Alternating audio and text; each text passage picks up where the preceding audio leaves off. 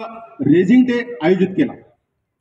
Mahar रेजिमेंटचा raising day हा अभूतपूर्व महार रेजिमेंटचाच नाही, कोणत्याही कोरचा कोणत्याही रेजिमेंटचाच आतापर्यंत अशा प्रकारचा रेझिंग डे साजरा झालेला नव्हता।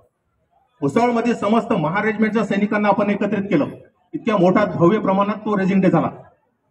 आर्मी हेडक्वार्टरमध्ये आपलं सैनिक दर्पण जातं, त्याच्यामध्ये त्याची दखल घेतली गेली, त्याच्यामध्ये आपल्या फोटोग्राफ्स आले, आपल्या नोटीस आल्या आणि army chief of the army स्टाफच्या टेबलवरती सैनिक दर्पण जातं। विदेशात आपली युनिट त्यांच्याकडे ते सैनिक दर्पण जातं, त्याच्यामध्ये त्याची दखल घेण्यात आली। हे काही चुकीचं काम झालं का? आणि ही सगळ्या काही गोष्टी पूर्ण जनरल लोक जितके आहेत त्यांच्यापर्यंत गेली। कार्यक्रम झाला, त्याच्यामध्ये उणिवा असू शकतात आणि उणिवा झाल्या, ज्यांना ज्यांना आपण जबाबदारी दिली होती त्या लोकांनी ते समर्थपणे जबाबदारी पेलली नाही, त्यामुळे त्या उणिवा राहिल्या। त्याला मी एकटा जबाबदार नाहीये, तरी सुद्धा मी त्याची वैयक्तिक जबाबदारी समजून मी ती जबाबदारी आपल्यावरती घेतली आणि दुसऱ्या दिवशी कार्यक्रमामध्ये झालेल्या चुकीबद्दल दिलगिरी व्यक्त केली की ज्या ज्या काही चुका झाल्या असतील, ज्या ज्या उणिवा आज कार्यक्रम झाला त्याच्यामध्ये उणिवा झाल्या नाही। पंकज साहेबांच्या मुलीचं लग्न झालं त्याच्यामध्ये काही उणिवा राहू शकत नाही, माझ्या मुलीचं लग्न झालं त्याच्यात उणिवा राहू शकत नाही, पण त्या उणिवांचं भांडवल करून एका माणसाला बदनाम करणं आणि त्याचा मोराल डिमोराल करणं हे चुकीचं आहे।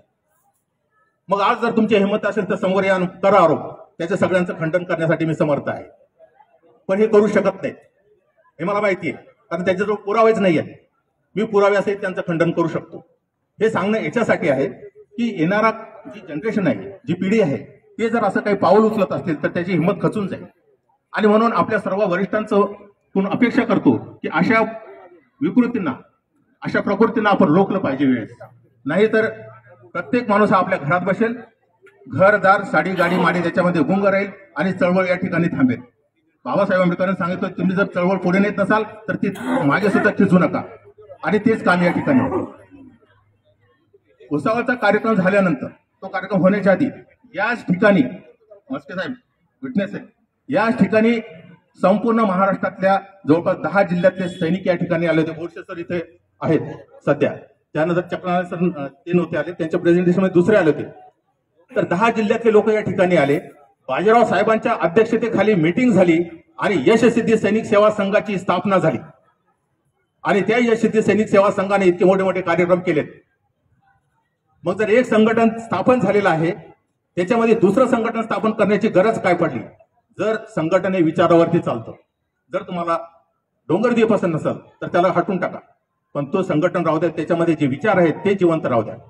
तुम्ही त्याला भांडवल बनवून, छोट्या छोट्या गोष्टीचा उणिवा काढून त्याला भांडवल बनवून दुसरे एक संघटन निर्माण करण्याचा प्रयत्न करता आणि एका माणसाला सगळीकडून टार्गेट करता, हे चुकीचं आहे।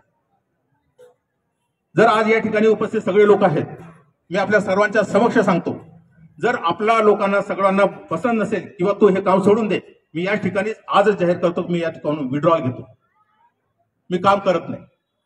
माझी आपल्या सर्वांना नम्र विनंती आहे की आपण एकदा हात वर करून त्या गोष्टीचं समर्थन करावं की तुम्ही हे काम करा किंवा करू नका। कोणाकोणाला असं वाटतं की मी हे काम करायला पाहिजे म्हणून, करायला पाहिजे सर, करायला पाहिजे, काम करू, अच्छा आहे। आणि ह्या आपल्या सगळ्यांच्या भावना, त्या खातीरच मी हे सगळं ओढत आहे आणि ही बदनामी सहन करत आहे। प्रत्येक गोष्टीला जबाब मी देऊ शकतो तेवढी काबिलियत माझ्या हात आहे।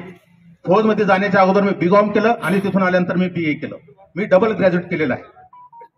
इथे सांगण्याचा भाग तो नाही की मी किती शिकलेला आहे, किती विद्वान आहे, तो नाहीये, पण मी प्रत्येकाला तो त्यापणे समर्थपणे जबाब देऊ शकतो। परंतु मी फक्त आदर करतो की हे माझे वरिष्ठ आहेत। बुद्धा सरांना मी 1 तास बोललो आणि सांगितलं की सर ठीक आहे, जे माझ्याकडून चुकी नसेल झाले तरी मी सुद्धा तुम्हाला एक लहान भाऊ म्हणून माफी मागतो आणि हे सगळं काही संपवून टाका। तरी बुद्धा सरांनी त्याची रेकॉर्डिंग केली, भारत तायडे आणि याला पाठवली, कैलास किल्लारीला पाठवली आणि त्यांनी ती रेकॉर्डिंग मला परत पाठवली की पहा तुमचे 13 मार्च लोक काय करतात। म्हणजे आज यांच्या खांद्यावरती बंदूक ठेवून त्या लोकांनी दुसरं एक संघटन तयार केलं आणि यांना कुठल्याही प्रकारचं त्याच्यामध्ये हे नाही। आज त्यांनी एक काहीतरी बहुउद्देशीय काहीतरी केलेलं आहे, त्याच्यामध्ये 8 महारचाच कोषाध्यक्ष, 8 महारचाच उपाध्यक्ष, 8 महारचाच म्हणजे 7 जणांची बॉडी केली। 7 मधून मी कोणत्या व्यक्ती म्हणजे असं कोणत्या युनिटला संबोधत नाहीये, परंतु पार्सलिटी किती होते हे तुम्ही लक्षात घेतलं पाहिजे। 7 जणांची बॉडी झाली, त्याच्यामधून 5 जण हे 8 महारचे लोक आहेत। मग जर तुम्हाला सर्वसमावेशक करायचं असेल तर त्याच्यामध्ये प्रत्येक याचा प्रतिनिधी असला पाहिजे आणि ह्या गोष्टी आपल्याला समजल्या पाहिजेत।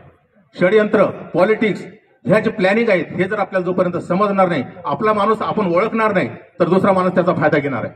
आज तुम्ही वेगळे झाले, तुमच्यातून आणखीन 3 माणसं वेगळी होतील आणि हे वेगळी होण्याची भूमिका निरंतर चालू राहील.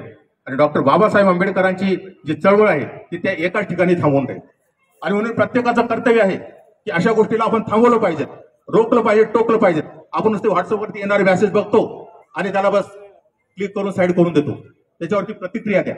जर खरोखर तुम्हाला बाबासाहेब आंबेडकरांचं मिशन समोर न्यायचं असेल तर त्याच्यावरती प्रतिक्रिया द्या. जर तुम्ही त्याला नजरअंदाज करसाल तर या विकृतींचं, या प्रकृतींचं बळ वाढत जाईल आणि समाजामध्ये अशा प्रकारचे विघटन होत राहील. म्हणून माझं सर्व वरिष्ठांना आणि सर्व ज्येष्ठांना विनंती आहे की आपण अशा प्रकारच्या ह्या ज्या घटना होतात त्याच्यावरती बारकाईने लक्ष ठेवावं आणि त्याला नजरअंदाज न करता त्याला लुक आफ्टर करून त्याच्यावरती यथोचित आणि योग्य ते निर्णय घ्यावं, जेणेकरून अशा प्रकारची परिस्थितीच उद्भवणार नाही. इसीच म्हणजे आज आपलं असं स्वप्न होतं की आपण या स्थिती सैनिक संघाच्या माध्यमातून संपूर्ण महाराष्ट्रामध्ये वाड्या निर्माण करू आणि आपला एक दबाव निर्माण करू. आज इथे गुलाब सर उपस्थित आहेत, चक्राळे सर आहेत, महेंद्र सर आहेत. बुलढाणा जिल्ह्याचं ECHS सोल्जर बोर्ड, त्यानंतर स्टेशन हेडक्वार्टर आपल्याला विचारल्याशिवाय कोणतंही काम करत नाही. मी साधा हवालदार आहे, तरी सुद्धा बाजीराव साहेब इथंच आहेत, विचारून घ्या. आताही रेकॉर्डिंग दाखवतो की मला स्टेशन कमांडंटचे फोन येतात की इथे इथे अशा प्रकारची मानवंदना द्यायची, इथे त्या प्रकारचं अशी हे मीटिंग घ्यायची, तुम्ही या, तुम्ही हे मॅनेज करा. कशामुळे करतात ते? कारण आपण संघटन तसं तयार केलं, संघटनेचा दबाव आपण त्यांच्यावरती बनवला आणि जोपर्यंत तुमचं संघटन राहणार नाही तोपर्यंत तुमची किंमत होणार नाही. तुम्हाला संघटनेशी